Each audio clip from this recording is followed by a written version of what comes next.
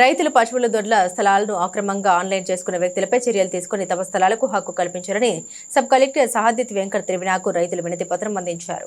మార్కాపురం పట్టణంలోని sub collector కార్యాలయంలో సోమవారం జరిగిన ప్రజా ఫిర్యాదుల పరిష్కార వేదిక కార్యక్రమంలో పెదరావిడు మండలం శివపురం గ్రామానికి చెందిన అనేకల్ల వెంకట రంగారెడ్డితో పాటుగా 10 మంది రైతులకు చెందిన పశువుల దొడ్ల స్థలాలను అక్రమంగా ఆన్లైన్లో ఎక్కించుకున్నారని వినతి పత్రం అందించారు.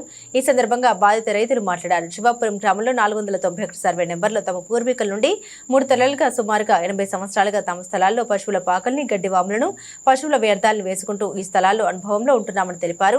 తమకు తెలియకుండా తమలో 2 భాగస్తులు మాత్రమే 87 సెంట్ల భూమిని అక్రమంగా ఆన్లైన్ చేసుకుని మీకు హక్కు లేదు, ఈ స్థలాలు మావి అంటూ దౌర్జన్యం చేస్తున్నారని వాపోయారు. అక్రమంగా ఆన్లైన్లో నమోదు చేసుకున్న అనేకల్లా చిన్నరామరెడ్డి వెంకటేశ్వర్లపై చర్యలు తీసుకుని వారికి అధికారులు ఇచ్చిన ధృవీకరణ పత్రాలను రద్దు చేయాలని కోరారు. పూర్వీకుల నుండి తమ అనుభవంలో ఉన్న స్థలాలకు హక్కులు కల్పించాలని కోరారు.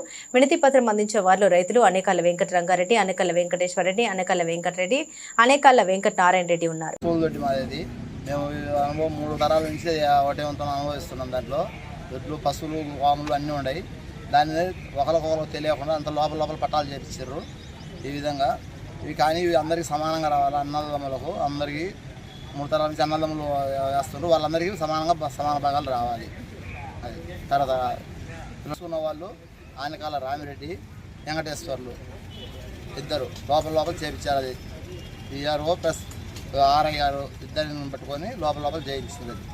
అది వాళ్ళ పేర్లు కూడా నాయరెడ్డి, రాజకుమార్.